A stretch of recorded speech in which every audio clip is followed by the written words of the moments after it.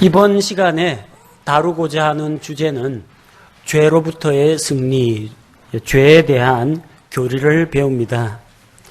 먼저 죄가 무엇인가? 일반적으로 나쁜 일 하면 다 죄라고 그러고, 어떤 분은 십계명을 어기는 것이 죄다, 성경 말씀대로 살지 않는 것이 죄다, 그렇게 일반적으로 정의를 내립니다. 그래서 죄가 무엇인지 보여주는 성경 말씀을 찾아보도록 하겠습니다. 시편 32편 1절과 2절의 말씀입니다. 시편 32편 1절과 2절. 자기 범법을 용서받고 자기 죄가 가려진 자는 복이 있도다. 영 안에 간사함이 없고 주께서 불법을 인정하지 아니하는 사람은 복이 있도다. 이 말씀 가운데 죄를 나타내는 단어가 세 가지가 들어가 있습니다. 첫 번째, 범법이 나왔고요. 두 번째, 죄가 나왔고, 2절에서 불법이라는 단어가 나왔습니다. 죄는 무엇을 말하느냐? 하나님의 거룩하신 성품을 거스르는 것을 죄라고 부릅니다. 하나님의 선하심, 하나님의 사랑, 하나님의 거룩하심, 하나님의 영광, 이런 것을 침범하는 것을 죄라고 부릅니다. 범법은 무엇인가? 범법은 영어의 트랜스그레션이라고 합니다. 트랜스라고 하면 이 경계를 이야기하는 것이고요. 그래서 하면 걸어가다는 뜻입니다. 경계를 넘어가는 게 죄입니다. 법에서 정한 테두리를 넘어가는 것을 죄라고 합니다. 그 법을 어기는 것이죠. 범법이라고 합니다. 하나님의 말씀, 하나님의 명령을 어기는 것을 범법이라고 합니다.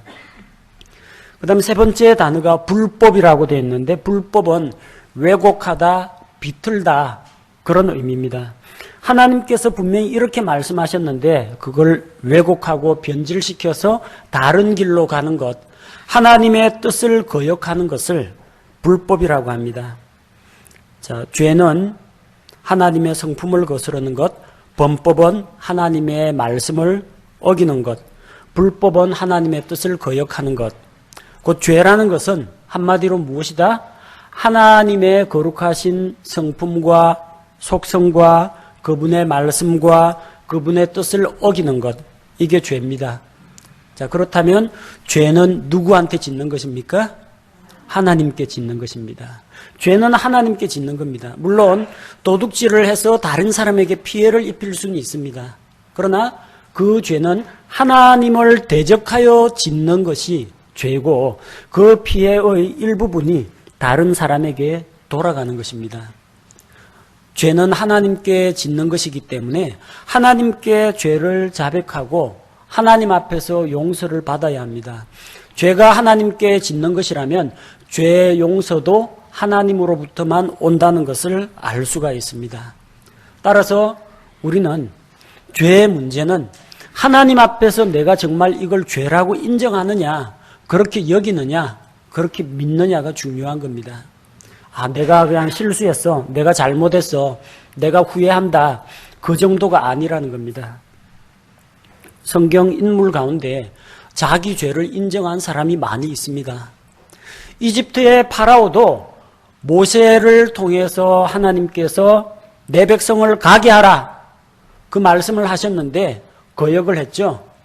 주가 누구이길래 내가 이 백성들을 내보내겠느냐, 나는 그리 할 수 없다. 하나님께서 여러 차례 재앙으로 치셨어요. 그 재앙을 당하고 자기가 정말 어려움에 처하게 되자 모세에게 이야기합니다. 내가 이번에는 죄를 지었노라. 누구에게는 없습니다. 내가 죄를 지었노라. 그냥 내가 잘못했다, 그겁니다. 하나님께 진심으로 회개하지 않았어요. 내가 죄를 지었노라, 그걸로 끝입니다. 그 다음에 또다시 이스라엘을 보내지 않고 하나님께 반역을 저지릅니다. 사울 왕이 있어요. 하나님의 말씀에 불순종했습니다. 아말렉을 진멸하라 말씀하셨는데 다 진멸하진 않고 부분적으로 진멸하고 양과 소 중에서 살찌고 기름진 거 좋은 거는 다 끌어오고 전쟁 노획물로 가져오고 아각이라는 아말렉의 왕을 살려서 포로로 잡아옵니다. 하나님께서 그의 죄에 대해서 사무엘을 통해서 책망합니다. 그때 사울이 고백합니다. 내가 죄를 지었노라. 누구에게요? 그런 말은 없습니다. 그냥 내가 잘못했다. 거기서 끝납니다. 가룟 유다가 예수님을 배반하고 팝니다. 뉘우쳤습니다. 뉘우친다는 후회했다는 이야기죠. 자기의 판단과 결정에 대해서 뉘우치고 내가 무죄한 사람의 피를 팔았다 하면서 제사장에게 가서 돈을 돌려줍니다. 그리고 그 죄에 대해서 돌이키고 하나님께 회개를 한 것이 아니라 목매달고 자살을 했습니다. 이런 사람들의 공통점은 무엇이냐? 죄에 대한 찔림은 있습니다. 아유, 내가 잘못했구나, 실수했구나. 그러나 그 죄가 하나님께 반역하는 것이고 하나님을 거스르는 것이라는 것은 인정하지 않는 겁니다. 만약 그걸 알았더라면 하나님께 죄를 자백했을 겁니다. 다윗이 죄를 지었습니다. 누구에게 죄를 지었어요? 밧세바와 간음을 했습니다. 근데 이것 때문에 남편에게 들통날 것 같으니까 우리아를 불러다가 밧세바에 있는 집으로 보내려고 합니다. 우리아가 자기 집에 가지를 않습니다. 그래서 우리아를 전쟁터에 맹렬한 싸움 가운데 내보내가지고 적군의 손에 죽도록 만듭니다. 자, 자기 자신은 간음을 저질렀고 밧세바의 몸속에 있는 아이를 우리아의 아이인 것처럼 속이려고 했고 또 이 거짓말을 달성하지 못하니까 결국은 사람을 자기 부하 장군을 죽였습니다. 중대한 범죄를 저질렀죠. 내 이웃의 아내를 탐내지 말라. 소나 낙이나 탐내지 말라. 예, 그 부분도 어겼습니다. 하나님이 이외에 다른 것을 결코 숭배해서는 안 되는데 그는 자기의 정욕, 욕심을 따라갔습니다. 그에게는 여자가 우상이었습니다. 그는 하나님의 이름을 욕되게 했습니다. 그리고 그는 결코 마음속의 평안과 안식을 누리질 못했습니다. 부모에게도 그는 본을 보이질 못했고 자기 자식들에게도 잘못된 본을 보였습니다. 십계명 다 어겼습니다. 그가 고백을 합니다. 나단 대언자의 책망을 듣고 나서 고백합니다. 내가 주께 죄를 범하였나이다. 내가 밧세바에게 해서는 안 될 일을 했어. 내가 우리아에게 몹쓸 짓을 해서가 아니라 내가 주께 죄를 지었노라. 그렇게 고백합니다. 시편 51편에서 그 역시 내가 주께만, 오직 주께만 죄를 지었다고 이야기합니다. 죄는 하나님께 짓는 것이라는 것을 먼저 인정할 때 하나님만이 죄를 해결할 수 있다는 것을 알고 하나님께로 돌이킵니다. 회개가 무엇입니까? 죄에서 돌이켜서 하나님께로 돌아가는 것을 회개라고 합니다. 똑같이 죄를 지었지만 가룟 유다는 목매달고 후회하고 자살했습니다. 그러나 베드로는 예수님을 부인했지만 뉘우치고 회개하고 돌아왔고 하나님의 일꾼이 되었습니다. 누구나 죄를 짓습니다. 그러나 죄 가운데 머물러 있지 않고 회개하고 하나님께로 돌아오는 것이 필요하다는 것입니다. 성경에 죄에 대해서 좀 폭넓게 정의를 하자면 로마서 14장 23절 말씀에 의하면 사람이 믿음으로 행하지 않는 모든 것이 죄라고 했습니다. 야고보서 4장 17절 사람이 선을 행할 줄 알고도 행하지 않는 것이 죄라고 했습니다. 이처럼 죄의 범위는 아주 폭넓은 것입니다. 그래서 우리가 이 죄에 대해서 잘 알고 깨어 있어야 합니다. 우리 구원받은 그리스도인은 죄로부터 자유를 얻었습니다. 우리는 모두 예수 그리스도를 믿는 믿음으로 말미암아 하나님께서 의롭다고 인정하셨습니다. 그걸 가리켜서 칭의라고 합니다. 이 칭의라는 것은 우리가 비록 죄인이지만 우리 상태는 죄인이지만 더 이상 그 죄를 죄로 인정치 않으신다는 겁니다. 예수님께서 죄의 대가를 대신 지불하셨기 때문에 더 이상 그 죄를 문제 삼으시지 않겠다는 겁니다. 죄에 대해서 심판하고 형벌을 내리지 않는다는 걸 말합니다. 두 번째는 성화의 과정인데 이것은 계속 우리가 거룩하게 변화되어 가는 삶을 말합니다. 죄의 영향력으로부터 점점 벗어나서 예수 그리스도를 닮아가는 그런 삶을 살아가는 그런 성화의 과정을 겪어갑니다. 예수 그리스도 다시 오실 때 되면 우리에게 있는 죄성, 죄악된 본성까지도 변화되게 됩니다. 그때는 죄의 존재로부터 완전히 자유하게 되어서 거룩하고 영광 가운데 계신 하나님과 교제하면서 우리가 영혼을 보내게 될 것입니다. 그리스도인도 죄에 대해서 용서는 받았지만 살아가다 보면 죄를 짓습니다. 그러나 죄를 짓더라도 구원을 잃어버리지는 않습니다. 예수님 십자가에 달려 돌아가실 때 여러분 죄 문제 용서하셨죠? 무슨 죄 용서하셨어요? 옛날에 예수님 믿기 전의 죄? 지금 짓고 있는 죄? 앞으로 짓게 될 죄? 어떤 죄 용서하셨어요? 다 용서하셨어요. 다. 모두 다 용서하셨습니다. 그래서 우리의 구원이 안전하다는 겁니다. 앞으로 또 어떤 죄를 짓더라도 그 짓는 죄가 나의 구원을 취소시키거나 구원을 빼앗아가지 못한다는 겁니다. 만약 예수님 믿기 전과 믿을 당시의 죄만 예수님께서 용서해 주시고 그 다음부터는 거룩하게 살아야만 하고 그 다음부터 짓는 죄는 각자 알아서 해라. 그렇게 하면 여러분 예수님 지금 믿으시면 안 됩니다. 지금 믿지 마시고 숨 끊어지기 직전에 믿으셔야 합니다. 그래서 믿는 그 순간에 죄 용서 받고 바로 숨이 넘어가서 더 이상 죄 지을 시간이 없도록 만들어야 됩니다. 그러나 성경은 그렇게 말하지 않습니다. 예수님이 전 인류의 과거, 현재, 미래 모든 죄를 다 담당하셨기 때문에 우리는 이미 죄에 대해서는 용서받았고 앞으로 어떠한 죄를 짓더라도 구원을 잃어버리지는 않습니다. 다만 하나님과의 교제의 관계가 어려워질 뿐입니다. 자식이 아버지한테 실수하고 잘못 저지를 수 있습니다. 아빠가 아끼고 있는 화병을 딱 깨뜨렸어요. 몰래 아버지 몰래 그 감춰놓고 치우는데 아버지가 모를 것 같아요? 다 압니다. 이 아들이 언제쯤 자기를 찾아와서 용서를 구하는지 기다릴 뿐이죠. 아들하고 아버지 사이는 하나도 변한 게 없습니다. 호적에서 파간 것도 아닙니다. 그 잘못 저지르는 즉시 아버지의 아들에서 떨어져 나가는 게 아닙니다. 다만 아들 입장에서 아버지는 이미 다 용서했어요. 아들이 중요하지 그 화병이 뭐 꽃병 하나가 뭐 중요하겠습니까? 그런데 아들 입장에서는 아버지 보면 자꾸 슬슬 눈을 피합니다. 안 마주치려고 합니다. 교제 관계가 어려워집니다. 죄가 있으면 그게 하나님하고 나 사이의 관계를 끊어놓지는 못하지만 내가 하나님께 가까이 나아가는데 방해가 된다는 거죠. 그래서 요한일서 1장 6절과 7절 말씀처럼 하나님은 거룩하고 빛 가운데 거하시는데 우리가 빛 가운데에서 행하면은 그분과 사귐이 있고 교제를 나누지만 죄로 인해서 내가 만약에 빛 가운데 나아오지 못하고 어둠 가운데 있으면 하나님과 교제 관계가 어려워진다는 겁니다. 분명히 그리스도인이 구원을 받았는데 왜 자꾸 죄를 짓느냐? 우리의 타락한 본성 때문에 그렇습니다.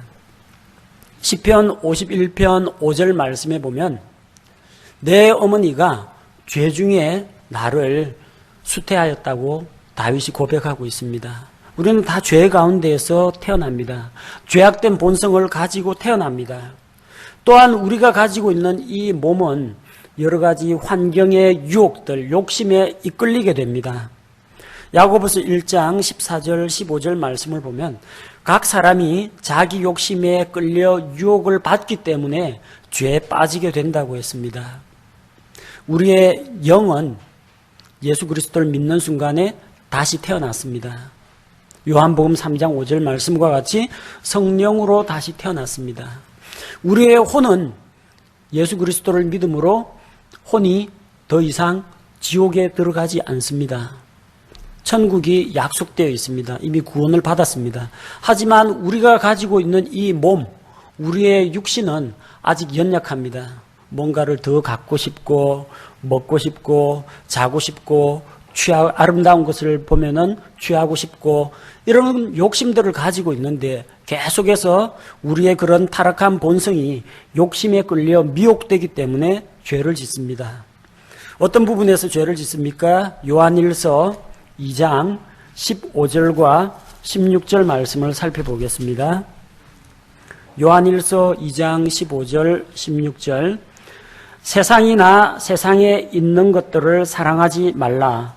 어떤 사람이 세상을 사랑하면 아버지의 사랑이 그 속에 있지 아니하니 세상에 있는 모든 것, 즉 육신의 정욕과 안목의 정욕과 인생의 자랑은 아버지에게서 나지 아니하고 세상에서 나느니라. 세상에 있는 모든 것은 육신의 정욕과 안목의 정욕과 인생의 자랑이라고 했습니다. 육신의 정욕이라고 하는 것은 우리가 육신이 원하는 것을 따라가는 것을 말합니다. 먹는 것 당연히 먹어야 살죠. 하지만 탐식하는 거, 먹기를 탐하는 거, 좀 편하게 살고 마음이 기쁘면 좋죠. 그러나 쾌락과 향락에 빠져서 사는 것, 무절제하게 사는 것, 몸이 원하는 욕심대로 다 해주면은 그게 죄로 연결된다는 겁니다. 안목의 정욕이라는 것은 눈에 보이는 것을 따라가는 것을 말합니다. 저 예쁜 그릇이 있다. 사고 싶고요. 예쁜 여자가 있다. 취하고 싶고요. 눈에 보이는 것에 가치를 두고 눈에 보이는 것을 따라가는 것을 이야기합니다. 인생의 자랑. 이 세상에서 자기 자신을 드러내고 높아지기를 원하는 교만한 마음을 이야기합니다. 우리의 조상인 이브가 이런 유혹을 받았습니다. 여자가 선악을 알게 하는 그 나무를 보니까 어땠어요? 먹음직스럽기도 하고 또 보기에 탐스럽기도 하고 그리고 능히 지혜롭게 할 만큼 그런 아름다운 그런 나무였습니다. 그래서 거기에 욕심에 끌려서 미혹되어서 넘어갔어요. 똑같은 방식으로 마귀가 예수 그리스도를 시험했습니다. 육신의 정욕, 돌로 빵을 만들어 먹으라. 40일을 금식하신 예수님에게 육체의 욕심을 채울 것을 이야기합니다. 하나님의 능력을 가지고 빵 만들어 먹는데 사용하라고 했어요. 그리고 높은 성전 꼭대기에서 뛰어내려라. 뛰어내려도 천사들이 너를 붙잡아서 다치지 않게 할 것이고 그러면 너는 많은 사람들로부터 칭송을 받을 것이다. 교만을 부추깁니다. 인생의 자랑을 부추깁니다. 또 높은 산에 올라가서 세상 모든 만국의 영광을 보여주면서 눈에 보이는 이 영광을 내게 절하기만 하면 너에게 넘겨주겠다고 합니다. 자, 눈에 보이는 것을 취하라고 하는 안목의 정욕을 가지고 사람을 시험합니다. 우리 그리스도인에게도 별반 다르지 않습니다. 우리 조상이나 우리 주 예수님께서 겪으신 것과 같이 육신의 정욕, 안목의 정욕, 인생의 자랑 요 세 가지를 통해서 우리에게 유혹이 들어오고 이 유혹에 이끌려 가지고 넘어가게 되면은 죄로 연결이 됩니다.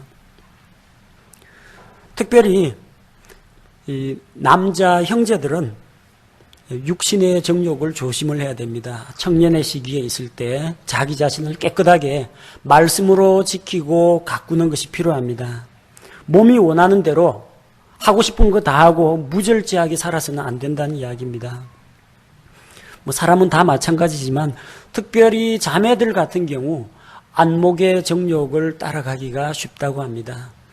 눈에 보이는 것, 현상적이고 감각적인 것, 갖고 싶고 사고 싶고 탐나고 이런 것들 눈에 보이는 것 이걸로 유혹이 많이 들어온다고 합니다. 또 특별히 이제 어떤 직책이나 직분을 맡은 이런 분들 인생의 자랑을 조심해야 됩니다. 사람들로부터 영광을 받고 싶어하고 칭찬 듣고 싶어하고 남들보다 높아지려고 하고 이런 마음에서 교만이 싹 틉니다. 루시퍼가 왜 하나님께 반역했습니까? 교만 때문입니다. 교만이야말로 하나님을 대적하는 무서운 죄라는 겁니다. 우리 일상생활 가운데에서 이런 유혹들을 우리가 슬기롭게 잘 방어하고 말씀 가운데 뿌리를 내리고 우리 자신을 지킬 필요가 있습니다. 자, 하나님께서 이 죄에 대해서 어떻게 다루시느냐? 그리스도인은 이미 구원을 받았기 때문에 그 죄로 인해서 지옥에 가는 일은 없습니다. 다만 히브리서 12장 5절 말씀과 같이 죄를 지을 때는 책망하십니다. 다른 형제나 자매들을 통해서 지적을 받기도 하고 스스로 성경 말씀을 읽다가 마음에 찔리는 그런 성경 말씀을 발견하게 되기도 합니다. 보통 때는 그 성경 구절을 읽어도 자기한테 아무런 감흥이 없었는데 꼭 뭔가 잘못하고 있을 때는 성경책 읽으면 꼭 자기 마음을 찌르는 그런 구절들이 있습니다. 책망하십니다. 책망할 때 돌이키면 다행인데 돌이키지 않으면은 채찍질로 징계하신다고 했습니다. 그래서 제정신 차릴 때까지 징계는 하시되 아주 죽여가지고 지옥에 던지시지는 않으신다는 겁니다. 징계를 받아들일 때 내가 왜 이런 어려움, 고난이 닥치는가? 하나님과의 관계가 왜 이렇게 자꾸 삐걱대는가? 그때는 한 번쯤 자신의 삶을 돌아볼 필요가 있습니다. 제일 좋은 것은 매 맞기 전에 미리 죄에서 돌이키고 하나님께로 돌아오는 것이 필요합니다. 말씀을 통해서, 설교를 통해서, 또 교제를 통해서 뭔가 지적을 받았으면 빨리 그 자리에서 벗어나서 돌이키는 것이 필요하다는 겁니다. 우리가 어떻게 이 죄로부터 승리할 수 있겠습니까? 첫 번째는 죄를 자백하고 용서를 구하는 것입니다. 죄는 하나님께 짓는 것이기 때문에 하나님께 죄를 자백해야 됩니다. 요한일서 1장 9절 말씀과 같이 우리가 우리 죄를 자백하면 하나님께서는 우리 죄를 용서하시고 또 우리를 깨끗하게 해주신다고 약속했습니다. 잠언 28장 13절 자기 죄들을 숨기는 자는 형통하지 못하려니와 누구든지 그것들을 자백하고 버리는 자는 긍휼을 얻으리라. 이미 지은 죄는 돌이킬 수 없습니다. 그래서 빨리 하나님께 자백하고 하나님하고의 관계를 회복하는 것이 필요합니다. 두 번째, 예방책이 중요합니다. 죄의 유혹을 피하는 것이 필요합니다. 다윗은 침상에서 뒹굴뒹굴 하다가 느지막하게 일어나서 옥상에 올라가서 옆집을 봤는데 옆집이 우리아의 집입니다. 바세바가 이 알몸으로 목욕을 하고 있어요. 그걸 봤으면 재빨리 눈 탁 돌리고 못 볼 거 봤다 눈 돌리고 자기 아내에게로 가서 보호를 받아야 됩니다. 근데 그걸 계속 눈으로 보고 있으니까 유혹이 들어옵니다. 누군지 알아봐라. 그리고 그 여자를 불러다가 간음을 저지릅니다. 요셉의 경우에는 어땠습니까? 보디발의 처가 요셉을 유혹합니다. 요셉이 같이 있지 않으려고 합니다. 하루는 여주인이 집안 사람들을 다 내보내고 집안에 요셉하고 자기만 남게 했습니다. 그러니 또 접근해서 덤벼듭니다. 나와 함께 눕자고 유혹을 합니다. 여자가 옷깃을 붙잡으니까 옷을 그 손에 벗어둔 채로 도망 나갔습니다. 여러분, 유혹에 대해서는 싸워서 이길 수가 없습니다. 피하는 것이 제일입니다. 디모데후서 2장 22절 말씀을 보면 또한 청년의 정욕을 피하고 오직 순수한 마음으로 주를 부르는 자들과 함께 의와 믿음과 사랑과 화평을 따르라. 죄의 유혹에 대해서는 피하는 것이 가장 좋습니다. 잠언 6장 28절 말씀에 보면 사람이 뜨거운 숯을, 그러니까 숯불을 발로 밟고 어찌 그 발이 타지 않겠느냐 하는 겁니다. 근데 많은 사람들이 이런 실수를 저지릅니다. 다윗의 예를 들자면은 바세바를 나신을 봤으면 바세바 알몸을 봤으면 이거 못 볼 거 봤다고 돌이키고 빨리 옥상에서 내려가야 되는데 보면서 주여 시험에 들지 말게 하옵소서 하고 계속 보는 거예요. 뭐하고 똑같아요? 뜨거운 숯불을 발로 밟고 주여 이 발이 타지 않게 해주십시오. 하나님 뭐라고 말씀하세요? 발 치워라. 숯불을 밟고 있는데 어떻게 안 탈 수가 있습니까? 빨리 뜨거 하고 발을 떼는 것이 상책이라는 겁니다. 어떤 사람이 이제는 술을 끊어야 되겠다 결심을 했어요. 근데 하필이면 자기 집으로 가는 길이, 퇴근해서 가는 길이 전부 다 술집 골목이에요. 근데 여기저기서 뭐 맥주 향기가 막, 술 냄새가 막 피어오르니까, 아, 이거 도저히 이 길을 무사히 지나갈 수가 없을 것 같아요. 가서 한잔 하고 갈 것 같아요. 어떻게 했느냐? 옆 가게 가니까 우유 뷔페가 있어요. 1달러 내면 우유 무제한으로 먹을 수 있는 데가 있어요. 그 1달러 내고 우유를 벌컥벌컥 1리터, 2리터 가득. 이제는 우유가 여기 목에까지 찼어요. 배 누르면 우유가 확 나올 것만 같아요. 이제는 물도 주스도 술도 아무것도 못 들어갑니다. 우유를 여기까지 채우고 술 향기는 나는데 술을 한 방울이라도 넣을 수가 없어요. 넣으면 무조건 다 토할 것 같아요. 그래가지고 자기 집까지 무사히 갔다고 합니다. 유혹이 들어오는데 만약 여러분이 피할 수 없다. 여러분 안을 채워야 합니다. 뭘로 채워요? 주의 말씀으로 채우시기 바랍니다.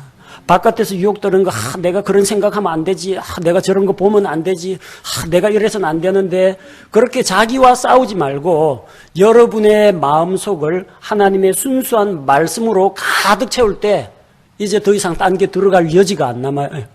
쿡 누르면 말씀이 나올 정도까지 여러분에게 하나님의 말씀을 채우시기 바랍니다. 그 내용이 세 번째 나오죠. 성경 말씀을 마음속에 간직하라. 시편 119편 9절과 11절에 보면은 청년이 무엇으로 자기 자신을 깨끗하게 할 수 있겠습니까? 내가 주께 죄를 짓지 아니하려고 주의 말씀을 내 마음속에 숨겼나이다. 하나님의 말씀으로 여러분 마음을 가득 채우십시오. 여러분이 보고 여러분이 들은 게 여러분 생각을 좌우합니다. TV에 나오는 불륜 드라마 많이 본 사람, 공상과학, 판타지, 이 만화 영화 많이 본 사람, 각기 그게 그 사람 개인의 인격과 성품에 영향을 미칩니다. 성경 많이 읽은 사람, 성경 말씀이 그에게 영향력을 행사하게 됩니다. 그래서 주의 말씀을 자기 마음에 간직하고 특별히 마음 가운데 암송하고 있을 때에 우리 마음을 지킬 수가 있습니다. 네 번째는 성령님께 순종하는 것입니다. 우리 안에는 두 가지 본성이 싸우고 있습니다. 죄로 인해서 타락한 과거의 옛사람의 성품이 있고요. 또 하나님께서 주신 새 사람이 있습니다. 그래서 새 사람은 성령의 법을 따라가려고 하고 옛사람은 죄의 법을 따라가려고 합니다. 불신자는 이런 갈등 없습니다. 하고 싶은 대로 죄 지으면 끝나지만 그렇지 않은 죄 지으면 꼭 짓기 전부터 이러면 안 되는데 하는 양심의 가책을 받습니다. 짓고 나면 꼭 후회를 합니다. 왜? 안쪽에 새 사람의 법이 있기 때문에 두 가지가 서로 경쟁을 하는 겁니다. 비유를 들자면 여러분 안에 블랙독하고 화이트독, 하얀 개와 검은 개가 있어요. 이 두 개가 서로 싸워가지고 흰 개가 이기면은 좋은 쪽으로 가는 거예요. 착하고 선한 행실로 가는 것이고 검은 개가 흰 개를 제압하고 이기게 되면은 그때는 불의와 탐욕과 악의를 가지고 죄에 빠지게 되는 겁니다. 이길 수 있는 방법이 있습니다. 어떻게 하느냐? 검은 개한테는 먹이를 주지 말고 흰 개한테 먹이를 많이 주면 됩니다. 검은 개는 뭘 먹고 사느냐? 음란한 거, 폭력적인 거, 쾌락적인 거, 하나님 반역하는 사상들, 이런 말과 글과 영상을 먹고 삽니다. 흰 개는 뭘 좋아하느냐? 성경 말씀과 기도와 찬송과 거룩한 간증과 이런 것들을 좋아합니다. 그래서 검은 개가 좋아하는 그런 먹이를 철저하게 차단을 하고 흰 개가 좋아하는 먹이를 많이 먹이면요, 여러분 속에서 이 검은 개는 위축이 되고 아예 없어지진 않습니다. 검은 개는 위축이 되고 흰 개가 힘이 강해져 가지고 검은 개를 제압하게 됩니다. 두 가지 가운데서 우리 한 가지를 택해야 합니다. 육신의 욕심은 성령님을 거스르고 성령님의 이 소욕은 육체의 욕심을 거스러서 우리가 하고자 하는 바를 못하게 합니다. 우리가 육신의 욕심을 따르지 말고 우리 자신을 하나님께 내어드려서 성령님을 따를 때에 우리가 죄로부터 벗어날 수가 있습니다. 또한 무엇보다도 먼저 죄를 이기고 승리하신 우리 주님께서 도와주신다는 것을 믿고 그분을 의지하시기 바랍니다. 히브리서 2장 18절 말씀해 보니까 그분께서 친히 시험을 받아 고난을 당하셨은즉 시험 받는 자들을 능히 구조하실 수 있느니라.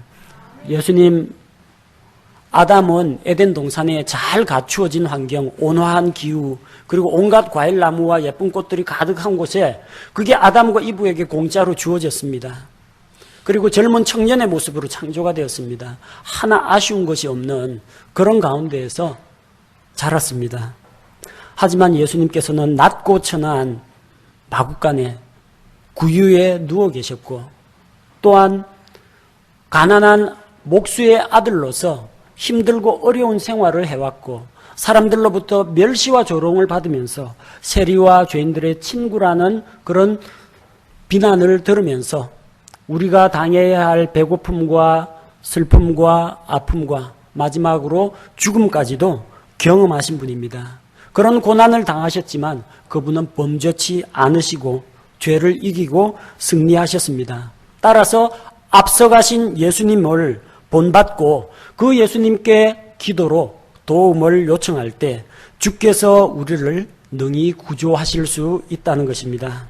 이 말씀들을 기억하시고 우리가 죄로부터 용서받았다, 이제는 무슨 죄를 지어도 용서받는다, 그렇게 마음대로 살 것이 아니라 용서받은 자로서 하나님의 그 사랑을 우리가 깨달아 안다면 말씀을 가까이 하는 가운데 죄로부터 승리하고 죄에서 점점 떠나서 예수 그리스도의 형상을 닮아가는 그런 그리스도인이 되어야겠습니다.